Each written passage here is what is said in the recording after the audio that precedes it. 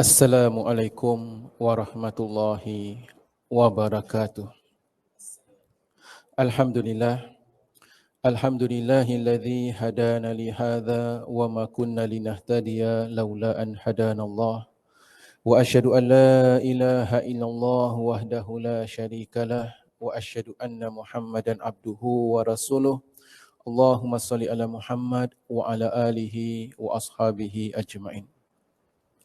Allahumma arinal haqqa haqqan warzuqna ittiba'ah wa arinal batila batilan warzuqna ijtinabah.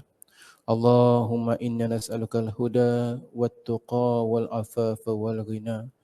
La ilaha illa ant subhanaka inna kunna minadh dhalimin. Allahumma barik lana fi rizqina, Allahumma barik lana fi amwalina, Allahumma barik lana fi umurina, fi hayatina, fi zawajina, fi usratina. Allahumma barik lana fima na'mal. Rabbana zidna ilman nafi'a mubarakah, wala hawla wala quwwata illa billahil aliyyil azim. Alhamdulillah, hadirin dan hadirat yang dirahmati Allah. Pertama sekali, marilah kita memanjatkan kesyukuran kepada Allah Subhanahu wa taala. Kerana dengan limpah kurnia-Nya serta taufik dan hidayah yang Allah Subhanahu wa taala kurniakan kepada kita, dapat kita bersama-sama sekali lagi pada pagi yang mulia ini untuk kita meneruskan pengajian dan perbincangan kita. Alhamdulillah, pada pertemuan kita yang lalu telah kita kupaskan bersama beberapa perkara-perkara yang berhubung kait dengan zakat. Dan pertemuan kita yang lalu telah kita kupaskan bersama mengenai zakat tanam-tanaman. Dan juga telah kita mengetahui di dalam pembayaran zakat tanam-tanaman, zakat tumbuh-tumbuhan, buah-buahan, kita kena lihat sama ada kita mengusahakannya, mengairkan tanam-tanaman kita tadi sama ada dengan usaha kita atau hanya bergantung kepada hujan. Kalau hanya bergantung kepada hujan, nescaya pembayaran zakatnya adalah sebanyak 10%. Sekiranya kita usahakannya sendiri, nescaya pembayaran zakat adalah 5%. Telah kita kupaskan bersama perkara-perkara tersebut.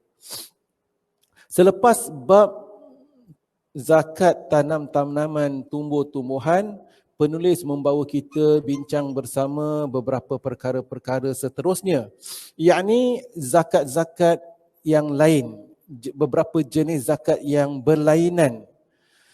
Namun saya dapati sebahagian dari perbincangan tersebut mungkin kurang relevan untuk perbincangan kita. Sebagai contoh, zakat tanah atau kharaj, di mana ianya tanah juga ianya ada terbagi kepada dua, sama ada usyriyah ataupun kharajiyah dan sebagainya. Ianya adalah tanah-tanah di mana kalau kita lihat di zaman Nabi SAW, para sahabat mereka berperang, kemudian ada di antara mereka menakhluki harta rampasan, tanah dan sebagainya. Jadi tanah-tanah tersebut sekiranya mereka dapat kemudian disimpan, bagaimana zakatnya, kemudian perbincangan seterusnya, kalau tanah itu diusahakan, bagaimana zakatnya, kalau tanah itu diusahakan dengan tanam-tanaman, jadi zakatnya yang tuan punya tanah nak kena bayar ataupun yang usahakan tanam-tanaman tadi. Jadi perkara-perkara yang boleh dikatakan agak kurang relevan lah kalau kita lihat pada zaman kita hari ini. Jadi nescaya dengan demikian kita lompatlah supaya kita tidak pergi mendetail perkara-perkara yang boleh dikatakan dah hampir terpupus ataupun tak ada lagi konteksnya pada hari ini. Jadi demikianlah daripada muka surat 298, 299. Kemudian dalil-dalil para ulama mengenai tanah-tanah sedemikian. Kemudian tanah-tanah itu pula apabila kalau kita renungkan selepas kita ada yang telah menakhluki tanah-tanah tersebut, ada pula di antara mereka yang mungkin menyewa tanah tadi. Jadi kalau sekiranya tanah itu disewa, yang nak bayar zakat itu siapa? Adakah tuan punya tanah tadi ataupun yang menyewanya? Jadi perkara-perkara tersebut juga tak perlu kita kupaskan bersama. Kemudian kita menyambung perbincangan. Jadi zakat daripada hasil tanah sewa tersebut. Mengukur nisab kurma dan anggur dengan taksiran bukan dengan cara sukatan telah kupaskan secara ringkas mengenai zakat tanam-tanaman dan buah-buahan juga. Jadi mengenai muka surat 306 memakin hasil tanaman, sekiranya seseorang itu mereka bertanam tanaman, boleh tak mereka memakan apa yang mereka usahakan? Jawapan ringkas, mereka boleh memakannya dan apa yang mereka makan tidaklah dizakatkan. Mencampur adukkan antara hasil tanaman dengan buah-buahan, kalau sekiranya mereka telah ada usaha berbagai jenis tanam-tanaman, jadi apabila nak dizakatkan, boleh tak dikombainkan? Juga boleh dikatakan zaman kita ini kita pun tak ada tanam-tanaman dan buah-buahan, ladang pun tak ada.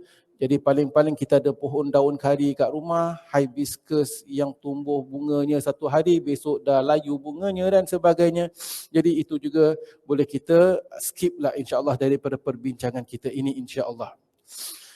Muka surat 307, bilakah buah-buahan dan tanam-tanaman diwajibkan mengeluarkan zakat, memberikan hasil tanaman yang terbaik ketika mengeluarkan zakat. Jadi secara ringkas para jemaah yang dirahmati Allah, apabila seseorang itu mempunyai tanam-tanaman dan juga hasil buah-buahan, ketika mereka nak memberi zakatnya, secara umum asalnya mereka mengambil daripada buah-buahan tadi. Katakan mereka ada buah-buahan, katakan 1 ton. 1 ton 1000 kilo. Kalau 1000 kilo berapa nak bayar zakat? Kita dah belajar. Kalau buah-buahan kita, tanam-tanaman kita 1000 kilo, berapa bayar zakat? Kita nak kena tengok buah-buah tadi disirami air usaha kita atau bukan usaha kita. 1000 kilo besar sangat, susah nak kira. Baiklah 100 kilo, senangkan cerita, 100%. 100 kilo, berapa nak bayar zakat? Kalau sekiranya kita gunakan air sungai atau air hujan, kita bayar 10%.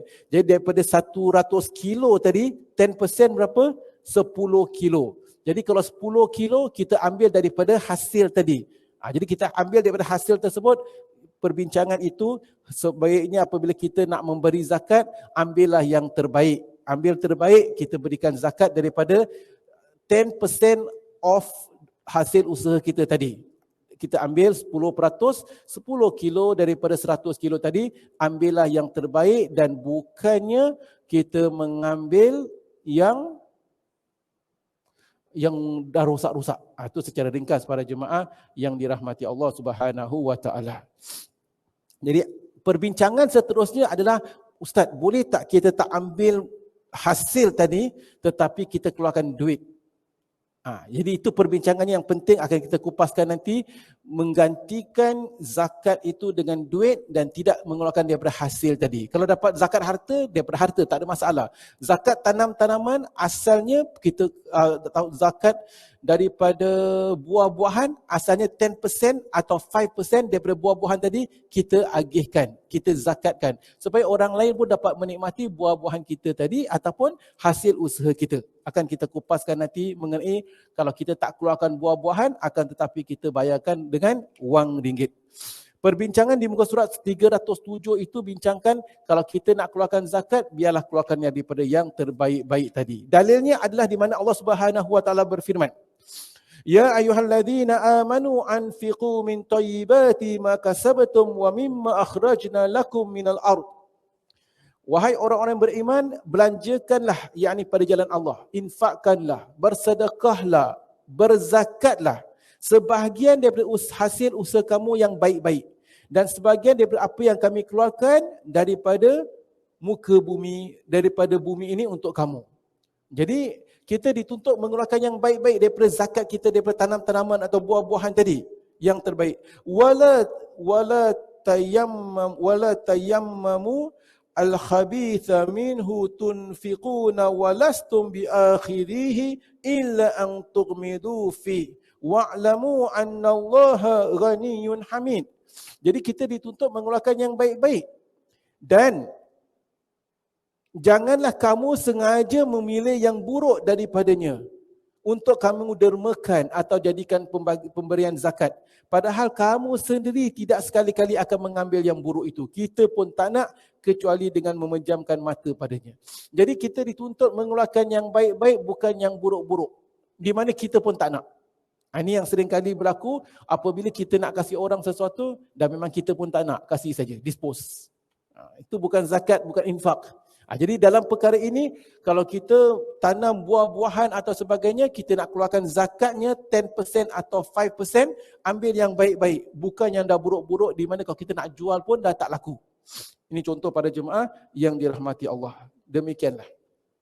Kemudian muka surat 309, zakat madu. Barang siapa yang ada ladang madu pula, adakah madu itu dizakatkan? Ulama khilaf. Ada yang mengatakan perlu dizakatkan, ada yang mengatakan tak diperlu dizakatkan. Baik, muka surat 310 pula, zakat haiwan ternakan. Mengenai zakat haiwan ternakan pula para jemaah yang dirahmati Allah, selepas kita kupaskan mengenai pembayaran zakat harta, pembayaran zakat usaha-usaha yang lain, tanam-tanaman, tumbuh-tumbuhan, antara perkara yang wajib dizakatkan juga adalah zakat binatang ternakan. Binatang ternakan adalah binatang yang kita menternaknya. Jadi di sana ada zakatnya. Siapakah di antara kita ada binatang ternakan kat rumah? Ada tak? Kucing kena zakat tak? Kucing tak diternak, Ustaz. Ayam ada tak kat rumah? Kalau nak piara ayam kat rumah, at least dapat ayam tu akan berkokok di waktu pagi untuk kejutkan kita. Jadi binatang di sini adalah binatang ternakan. Binatang ternakan yang kita menternaknya, maka nescaya kita perlu zakatkannya. Dan ada beberapa kaedah cara memberi zakatnya, akan kita ringkaskanlah perbincangan. Jadi penulis mengatakan di muka surat 310, ada beberapa hadis sahih yang mewajibkan untuk mengeluarkan zakat pada unta, lembu, kambing. Jadi kalau kita piara unta, perlu pelihara kambing, piara lembu, maka kita kena zakatkan. Mereka-mereka yang memeliharanya dan menternaknya. Jadi ulama khilaf juga mengenai sama ada yang dikatakan sebagai memelihara itu adalah mereka mengembala. Mengembala unta, kambing tadi makan dengan rumput-rumput yang di luar, dan bagaimanakah pula kalau mereka mengembala di dalam kandang. Ini perbincangannya para jemaah. Baik. Dalam kewajipan mengeluarkan zakat ternak ini ada beberapa syarat. Pertama, kena capai satu nisab. Dia kena nisab cukup haul. Ingat tak perbincangan kita mengenai zakat harta? Kita hanya wajib zakat apabila cukup nisab, cukup haul. Apa maksud cukup haul? Cukup 1 tahun. Apa maksud cukup nisab? Capai kadar minimum. Apakah kadar minimum? 85 gram emas. Itu kita dah tahu. Baik. Tetapi zakat binatang ternakan tak ada kena-mengena dengan 85 gram emas. Kerana ini bukan harta, ini binatang ternakan. Ini confusing sikit, nanti kita akan lihat. Jadi nisabnya, kalau unta beza nisabnya. Kalau kambing beza, kalau lembu beza. Nanti kita akan bincangkan. Jadi pertama mesti dah cukup nisab, kemudian cukup haul, cukup 1 tahun. Ketiga, hendaklah binatang ternakan tersebut merupakan haiwan yang digembalakan. Dengan kata lain, haiwan tersebut memakan rumput yang tidak memerlukan biaya sepanjang waktu setahun itu. Jadi pengembala kambing, pengembala lembu, kalau kita pernah lihat filem atau video atau sebagainya, ada tukang pengembala, mereka bawa kambing jalan, pergi kat bukit, jalan, makan rumput. Itu pengembala. Jadi perbincangannya bukan yang ada kat dalam kandang. Jadi itu penting ya. Majoriti ulama, jumhur ulama bersetuju dengan syarat ini tanpa sekalipun yang mengumpulkan pendapat yang berbeza, kecuali Imam Malik dan Laith. Imam Malik dan Laith mengatakan selagi mana tu binatang ternakan, tak kira kat kandang ke, tak kira kamu mengembala ke, tetap kena zakat. Jadi dikhilafkan oleh para ulama dalam masalah tersebut. Baik, jadi apabila kita katakan binatang haul dan nisab, berapa banyakkah nisabnya? Okey, jadi ini kita ringkaskan, kita setakat nak tahu bagaimana nak memeningkan kepala kita untuk bincangkan tentang haul, zakat binatang ternakan. Kita lihat. Tidak diwajibkan mengeluarkan zakat unta. Pertama sekali kita bincangkan tentang unta. Kita kalau ada satu ekor unta, nak kena wajib zakat ke tidak? Berapa banyak yang wajib zakat? Ini setakat nak memahami sedikit. Tidak diwajibkan mengeluarkan zakat unta sehinggalah mencapai 5 ekor. Jadi haulnya berapa? 5 ekor. Kalau zakat harta, haulnya 85 gram emas. $6,000. Kalau kita ada unta, 5 ekor baru cukup haul. Tak, baru cukup nisab. Haul itu 1 tahun. Jadi 5 ekor baru cukup nisab. Kalau kita ada 4 ekor, kena zakat tak? Tak perlu zakat. Baik. Apabila mencapai 5 ekor yang digembalakan dan cukup setahun. Jadi cukup nisab 5 ekor, cukup setahun haulnya, maka zakatnya. Nak keluarkan zakat. Kalau emas, zakatnya 2.5%. Kalau tanam-tanaman, buah-buahan, 5% atau 10%. Kita dah belajar. Binatang ternakan macam mana? Dengar sini. Kalau kita cukup 5 ekor unta, nescaya zakatnya adalah seekor kambing betina. Kita ada unta, zakatnya 1 ekor kambing betina. Jika jumlahnya mencapai 10 ekor, maka zakatnya 2 ekor kambing betina. 5 ekor unta, 1 ekor kambing betina. 10 ekor, 2 ekor kambing betina. Demikianlah seterusnya, di mana setiap bertambah 5 ekor, maka zakatnya bertambah 1 ekor kambing betina. Setiap 5 ekor unta, tambah 1 ekor kambing betina. Baik. Clear? Alhamdulillah. Jika jumlahnya mencapai 25 ekor kambing, 25 ekor unta, sepatutnya berapa kambing betina nak kena bayar? Ni belajar maths ni sekarang. Setiap 5 ekor unta, 1 kambing betina. 25 ekor unta, 5 kambing betina, bayar zakat. Akan tetapi kalau dah sampai 25 ekor unta, yang sepatutnya 5 kambing betina, jika jumlahnya mencapai 25 ekor, maka zakatnya adalah 1 ekor anak unta betina yang berumur antara 1 sehingga 2 tahun. Dah tukar 5 ekor kambing betina, once dah sampai 25 ekor, dikonvertkan. Zakatnya adalah 1 ekor anak unta betina yang usia 1 hingga 2 tahun.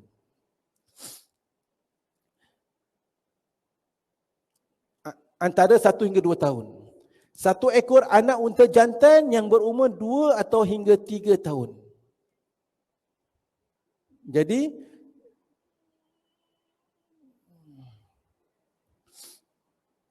sama ada kita beri anak unta betina 1 hingga 2 tahun atau unta jantan 2 hingga 3 tahun. Binatang ni para jemaah, binatang antara betina dengan jantan, mana lebih berharga? Betina lebih berharga. Kenapa? Betina ni dia macam gold mine lah.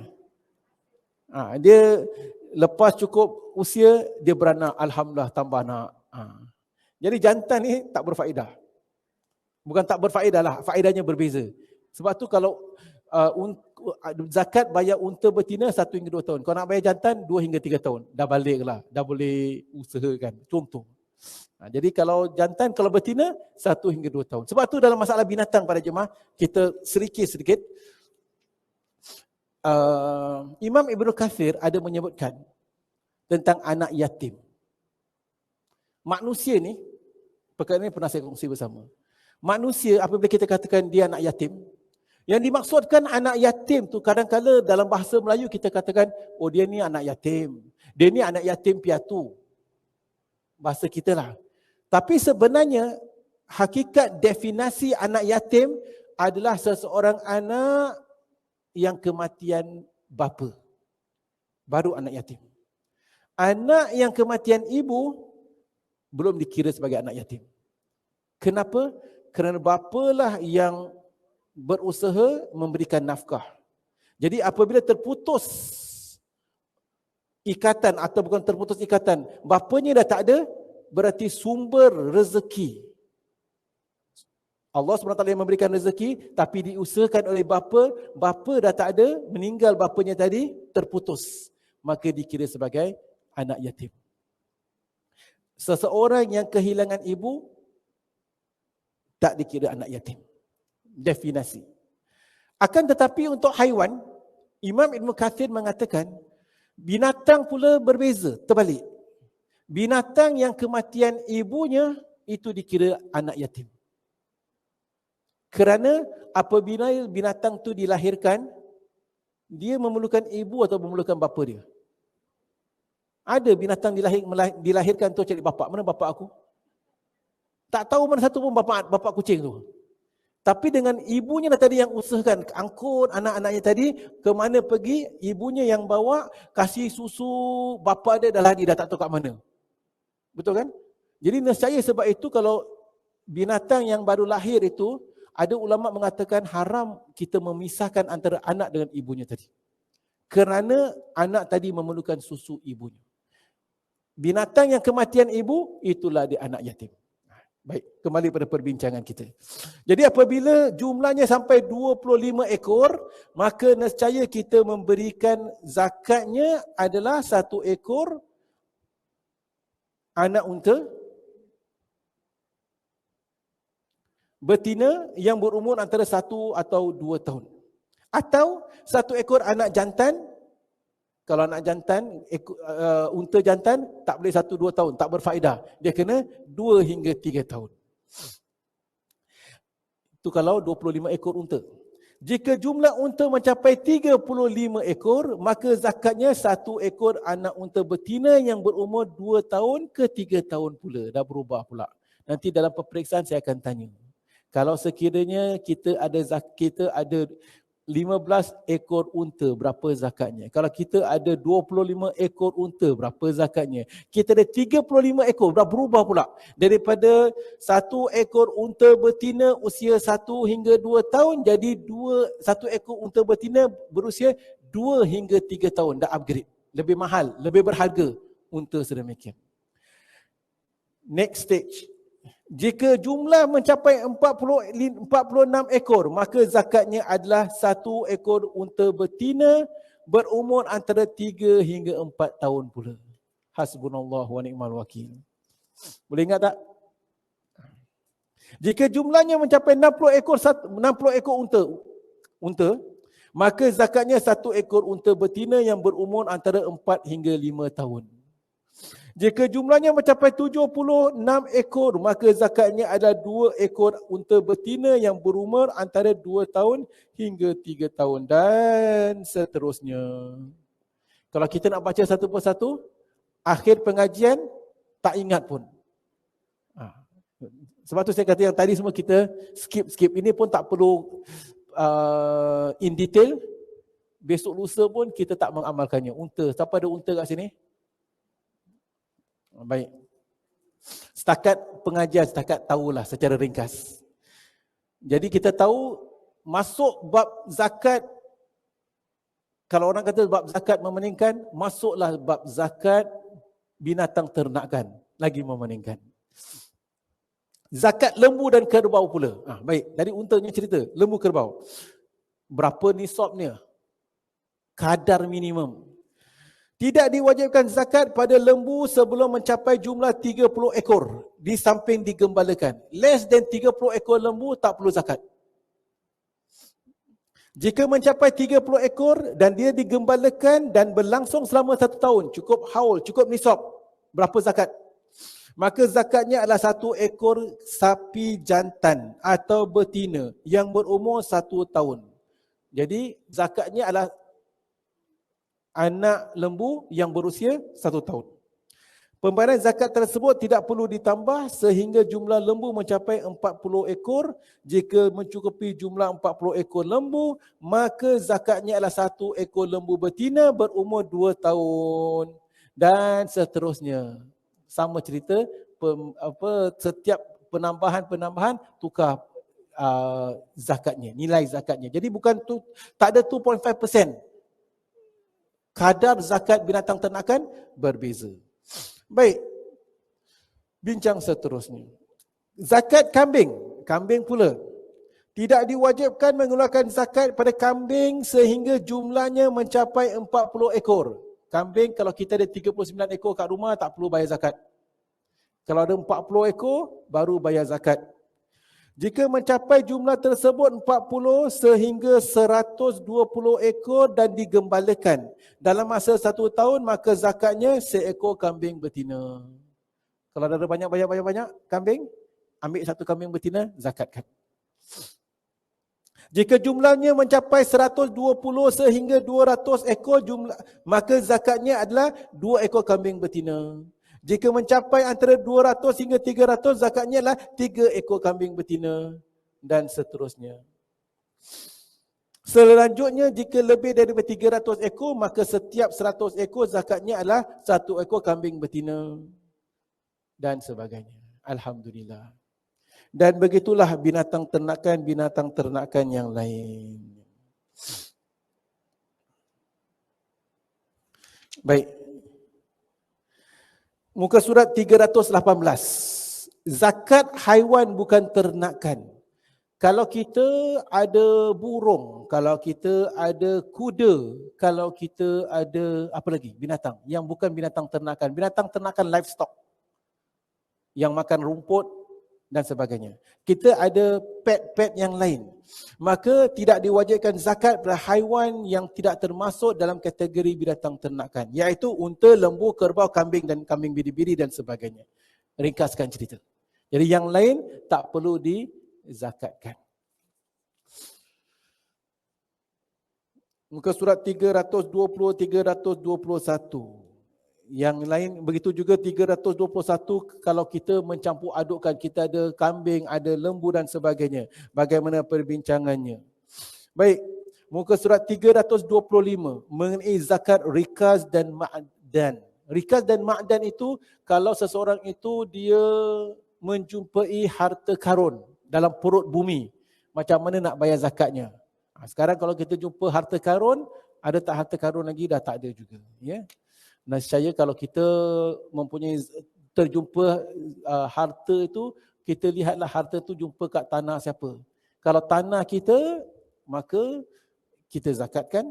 Kalau tanah orang lain, itu milik tuan punya tanah tersebut. Itu juga tak perlu kita kupaskan dengan panjang lebar kerana dah tak ada lagi harta-harta yang mungkin kita boleh jumpa. Kecuali mungkin kalau seseorang itu pergi diving, cari tempat Titanic, kawasan Pacific Ocean, cari harta karun dan sebagainya, nescaya perlu pembayaran zakat. Baik. Kita masuk ke muka surat 336. Perkara-perkara yang bersangkut paut dengan pembayaran zakat. Baik. Jadi dalam perkara ini baik juga untuk kita kupaskan beberapa perkara yang ada hubung kait dengan zakat yang ianya mungkin akan memberikan kemanfaatan bersama. InsyaAllah kita akan lihat apakah perkara-perkara yang boleh kita renungkan.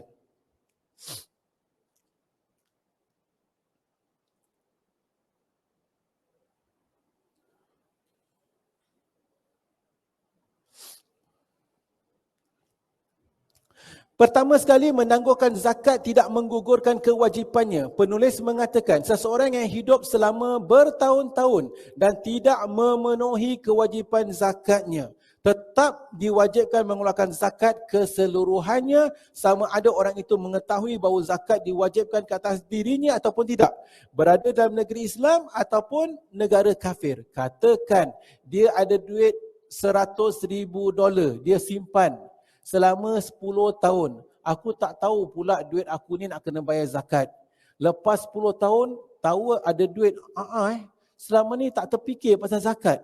Jadi, selama 10 tahun yang lalu sebenarnya dia diwajibkan bayar zakat. Maka tahun pertama tolak 2.5%. Tahun kedua tolak 2.5%. 10 tahun jadi berapa persen? 2.5% kali 10. Dah jadi 25%.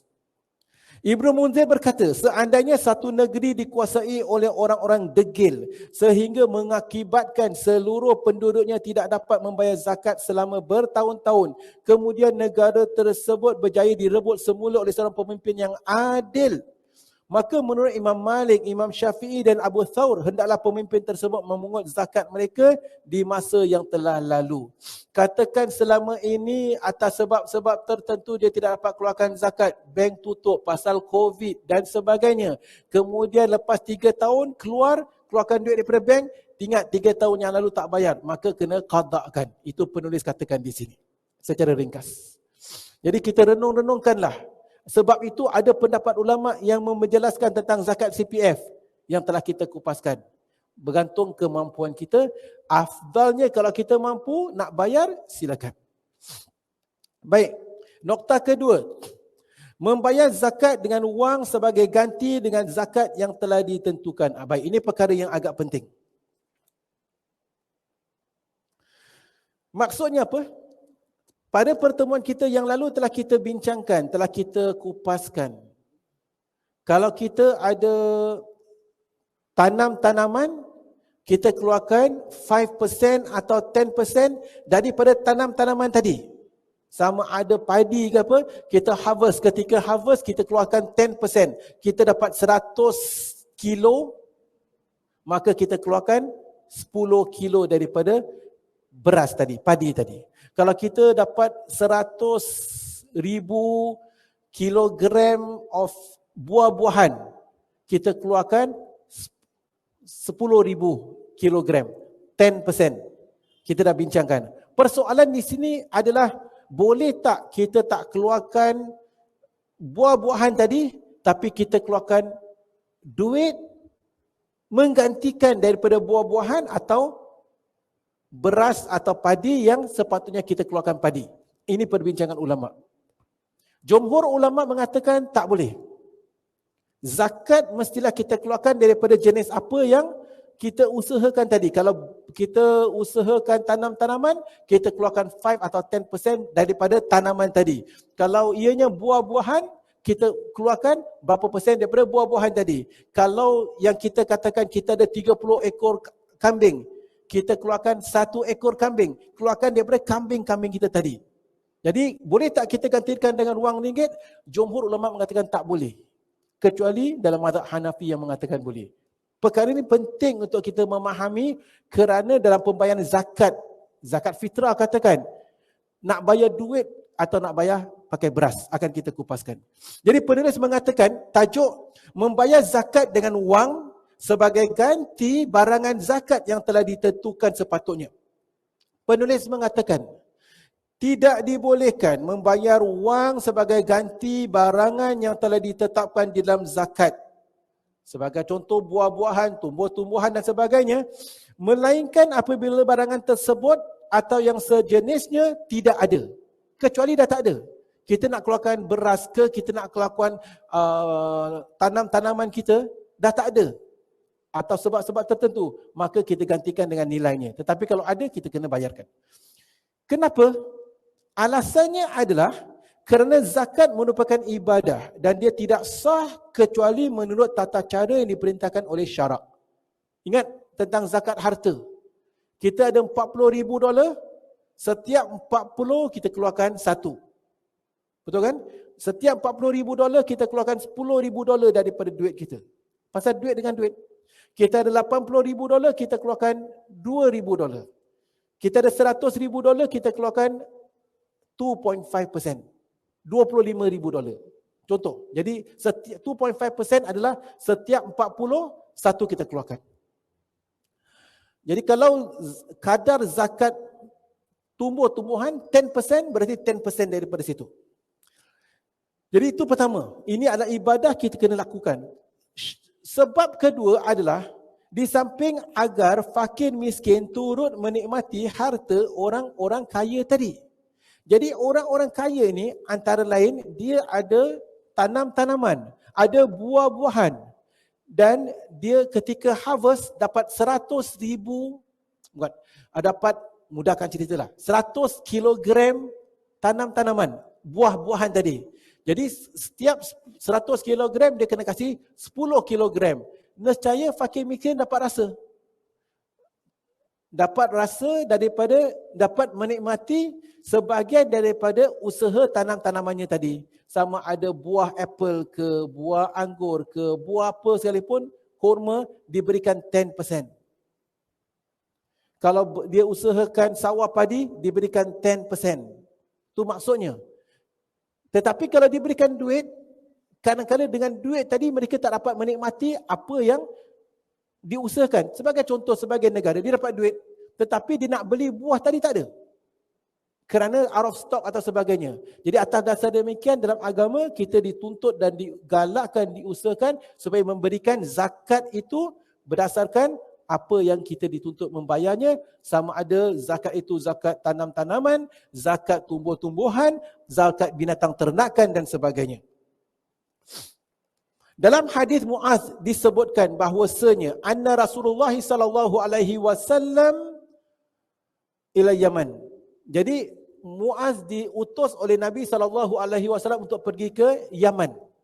Nabi mengatakan, khudhil habba minal hab wasyata minal ghanam wal ba'ir minal ibil wal baqar minal baqar. Ambillah zakat biji daripada biji-bijian.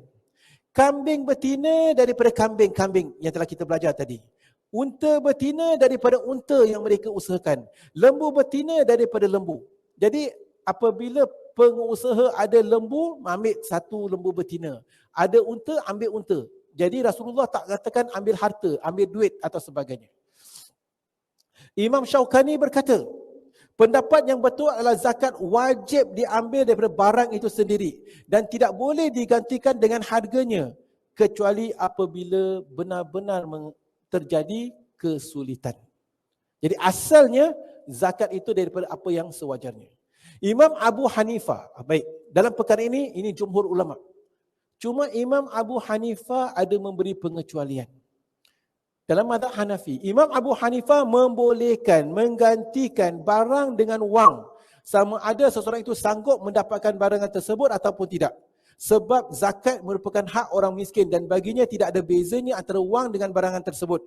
Imam Bukhari meriwayatkan sebuah hadis muallaq dengan bentuk kata yang mengisyaratkan sahih bahawasanya, jadi Imam Bukhari ada menyebutkan hadis di mana yang digunakan oleh Imam Abu Hanifah. Muaz pernah berkata kepada penduduk Yaman, bawalah kepadaku bahan pakaian sutera atau pakaian bekas sebagai ganti bayaran zakat padi dan gandum. Ini ditentukan lebih memudahkan kamu dan lebih bermanfaat bagi para sahabat Nabi SAW di Madinah. Baik, ringkaskan cerita. Berdasarkan ini, jumhur ulama mengatakan, termasuklah dalam mazhab Syafi'i, kalau seseorang itu mengusahakan tanam-tanaman, apa dia? Wajib beri zakat sebahagian daripada tanam-tanaman tersebut, nescaya orang-orang miskin dapat menikmati tanam-tanaman, menikmati buah-buahan, menikmati sawah, sebahagian daripada beras daripada sawah padi tadi. Kecuali Imam Abu Hanifah membolehkan menggantikannya dengan wang ringgit. Stop kat situ. Saya nak tanya, berdasarkan kaedah tersebut, mana yang kita rasa yang lebih sesuai? Adakah orang yang mengusahakan buah-buahan, lalu setiap kali zakat dia kasih 10% daripada buah yang mereka usahakan kepada fakir miskin, atau digantikan dengan wang ringgit? Apa kita rasa? Apa pendapat kita? Ya? Wang ringgit. Kenapa wang ringgit?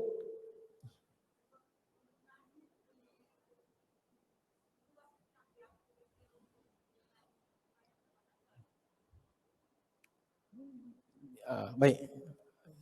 Setuju? Ada pendapat yang lain? Ini cakap-cakap orang bandar lah.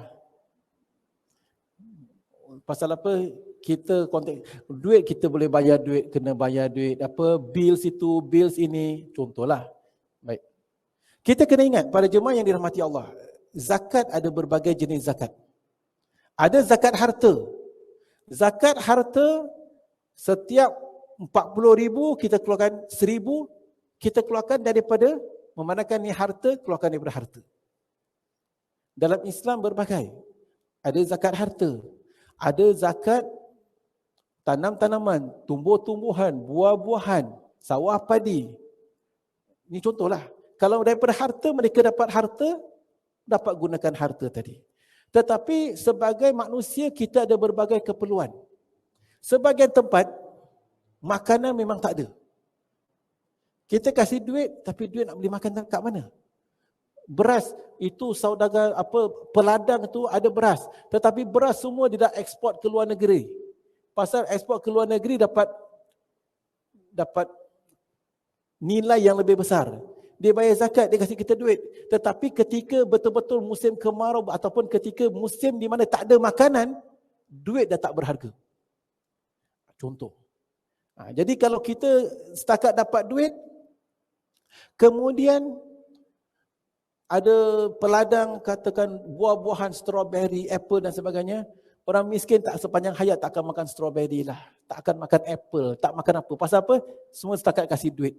Duit, dapat duit kena bayar cukai pula. Bayar ganti sana, bayar duit air lampu sini. Bila kita dapat? Ini contoh. Jadi di sini wallahu a'lam bisawab. Dalam syariat itu kita lihat ada hikmah. Awak nak harta, sumbernya zakat harta. Tetapi kita juga ingin keperbagaian. Ada keinginan, ada keperluan. Beras, mereka-mereka yang bersawah padi ketika harvest, ketika hari menuai padi, dapat keluarkan padi, nescaya penduduk kampung semua dapat menikmati padi, dapat menikmati beras. Ini kita dapat lihat. Kita kembali kepada konteks negara kita. Zakat harta kita bayar pakai apa? Pakai duit, tak ada masalah. Orang Islam Singapura kaya raya, insya-Allah, duit puluhan ribu, ratusan ribu. Umat Islam keluarkan zakat 2.5%, MUIS terima sampai 40 juta. Kalau 2.5% 40 juta, ni 2.5%. 100% ni berapa juta tu? Allahu Akbar. Ni harta umat Islam. Ada yang bayar zakat tak melalui MUIS, ada yang lain saja. Berbagai. Ini zakat harta. Zakat harta, ambil daripada harta. Alhamdulillah. Akan tetapi dalam Islam, bukan hanya menitik beratkan tentang wang ringgit, tentang harta. Islam juga menitik beratkan tentang makan. Yakni menjadi asas keperluan manusia itu sendiri. Ada sebagian golongan orang itu ada duit, ada harta tetapi makanan tak ada, mati kelaparan. Ketika kemarau, segala-gala harta tak berguna, tak boleh beli air, contoh. Ini contoh saja. Jadi nescaya Islam tu ada satu sistem di mana ada berbagai cara untuk menyelesaikan masalah. Zakat harta dapat harta. Tetapi dalam Islam ada cara-cara yang lain. Di mana sebagai contoh, ada kafarah sumpah. Kafarah sumpah sebagai contoh antara lain kena memerdekakan seorang hamba. Sekarang dah tak ada hamba. Kalau tak ada memerdekakan seorang hamba, apa yang dia perlu lakukan? Memberi fakir miskin makan. Memberi makan fakir miskin. Contoh. Jadi kenapakah ada tuntutan memberi fakir miskin makan? Kerana makan itu keperluan. Jadi kalau kita memahami konteks cara syariat itu, nescaya ada fakir miskin. Jangan sampai ada fakir miskin yang kelaparan. Kita ada cara bayar kafarah untuk memberi fakir miskin makan. Bukan hanya demikian, membayar fidyah. Fidyah juga memberi makan. Jadi di sini kita dapat lihat, fidyah, kita ada fidyah puasa, Ustaz. Fidyah puasa tu hendaklah memberi makan. Faman kana minkum maridan aw ala safarin fa iddatun min ayyamin ukhra. Barang siapa yang sakit atau bermusafir, maka gantilah dengan puasa pada hari-hari yang lain. Itu kalau mereka tak mampu puasa kerana sakit, ganti yang lain. Wa 'alal ladzina yutiqunahu fidyatun ta'amu miskin. Barang siapa yang tak berkemampuan, maka berilah fidyah, beri makan kepada fakir miskin.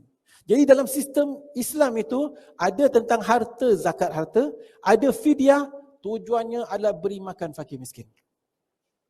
Mesti beri makan. Jadi nak beri makan pakai duit atau sebagainya, tujuannya mesti beri makan. Kalau kita ada fidyah, tetapi kita kasih duit, gantikan duit, lalu kita belikan dia kapet, tak sah fidyah kita. Kita ada duit, kita beli kapet, tak sah. Pasal beri fakir miskin makan.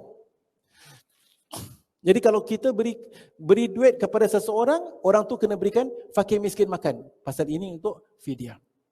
Maka zakat pada bulan Ramadan, zakat fitrah pula. Zakat fitrah satu sak Ramadan, sak Madinah yang telah kita bincangkan. Untuk beri makan kepada fakir miskin. Ini sini perbincangan yang lain. Kalau mengikut jumhur ulama, kena beri makan. Mengikut mazhab Hanafi, seperti mana telah kita bincangkan, boleh kita beri duit. Tetapi kalau saya lihat para jemaah, duit kita dah 40 juta satu tahun. Sumber duit itu ada banyak. Dan duit itu kita berikan kepada fakir miskin, tujuannya adalah untuk menampung kehidupan mereka. Masalahnya kadang-kadang kita beri, katakan zakat sempena bulan Ramadan, zakat fitrah, kita beri duit. Dapat duit tu dia beli kapet pula kat bazar. Dia dah beli kapet, kemudian ujung tahun tak ada makanan. Sepatutnya dalam negara kita, dalam masyarakat Islam, tak boleh ada wujudnya orang Islam yang kelaparan. Tak boleh. Pasal kita ada sistem fidyah untuk beri fakir miskin makan. Kita ada zakat fitrah sepanjang pada bulan Ramadan untuk beri fakir miskin makan dan sebagainya. Ada sebagian ulama mengatakan fitrah itu hanya untuk beri fakir miskin makan. Ada khilaf di antara ulama. Jadi kalau kita lihat, sebagian negara, apa yang mereka lakukan, mereka ada gudang di mana setiap bulan orang susah datang ambil beras, ambil susu, ambil sebagainya, ambil. Jadi setiap bulan ada makanan. Jadi kalau kita letakkan satu konteks sedemikian, tak ada yang wajar kelaparan, tak ada makanan. Kerana ada konteks, ada konsep fidyah, ada konsep kafarah bagi fakir miskin makan, ada konsep di mana zakat fitrah untuk fakir miskin makan. Sebab itu sebagian ulama mewajibkan fitrah itu diberikan beras. Maksud beras ataupun gandum berdasarkan staple food. Sebenarnya perbincangan kita ini adalah mengenai zakat orang yang ada 100 kilogram apple. Dia bayar zakat, keluarkan duit atau ambil 10 kilo, 100 kilo, ini contohlah untuk memudahkan kira. 100 ribu kilogram, maka dia ambil 10 ribu kilogram apple diberikan kepada fakir miskin. Hari ini, bulan ini kita dapat menikmati apple. Bulan depan menikmati strawberry. Bulan berikutnya dapat menikmati mangga, contohlah. Bulan berikutnya kemudian ada penuaian beras, dapat beras. Tiba masa untuk zakat harta, dapat harta, dapat kepelbagaian. Contoh. Jadi berdasarkan itu, saya lebih mirip, wallahu a'lam bissawab. Saya secara peribadi lebih mirip kalau kita zakat harta, bayar dengan harta. Fidyah, bagi makan. Kalau zakat fitrah, beri makan. Ini peribadi. Kerana apa? Duit, Singapura ada duit. Kita berikan dia duit, kadang-kala seperti mana kita mengenal masyarakat kita, ramai di antara mereka gagal atau tidak pandai mengusahakan ataupun financial management. Jadi atas dasar demikian sewajarnya. Dan kalau perlu, kalau kita ada fidyah atau sebagainya yang banyak, jangan kasih sekaligus. Mungkin beberapa family yang kita tahu family susah, setiap bulan kita kasih dia fidyah. Alhamdulillah. Itu yang wajar. Dan nescaya itulah perbincangan kita berdasarkan apa yang disebutkan dalam masalah bagaimana pemberian zakat.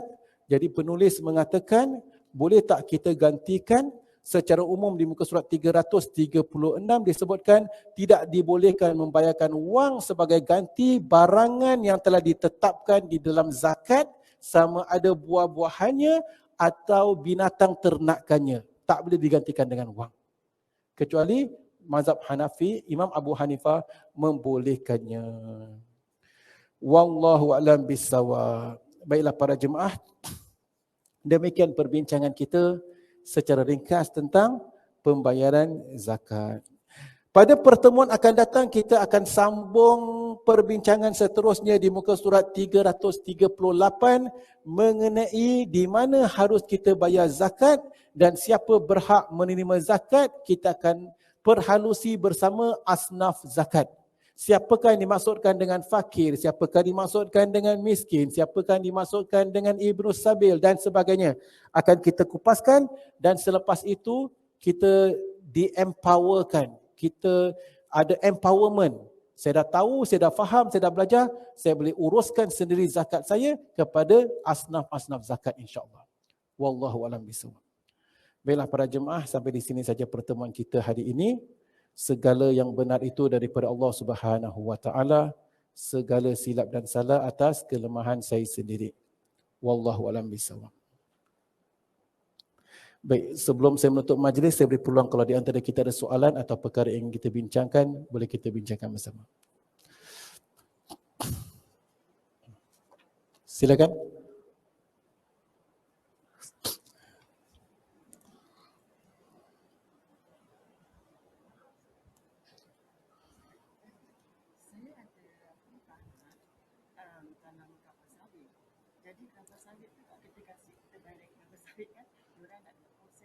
Betul. Ha. Saya bayar harta hasil dan harta tanah tu saya mesti bayar juga zakat. Tak. Dalam sesuatu harta kita tak akan ada double zakat. Sama ada kita zakat itu tak akan kena double lah. Kalau kita dah bayar zakat pengeluaran, memadai dengan pengeluaran tersebut. Jadi tanah tak perlu kita bayar zakat. InsyaAllah. Betul. InsyaAllah. Wallahu a'lam bishawab. Baiklah para jemaah, sampai di sini saja pertemuan kita. Segala yang benar itu daripada Allah Subhanahu wa taala. Segala silap dan salah atas kelemahan saya sendiri. Wallahu a'lam bishawab. Aqulu qawli hadza wa astaghfirullahal azim li wa lakum wa lisairil muslimin wal muslimat wal mu'minin wal mu'minat. Subhanakallahumma wa bihamdika asyhadu an la ilaha illa anta nastaghfiruka wa natubu ilaik. Wassalamualaikum warahmatullahi wabarakatuh.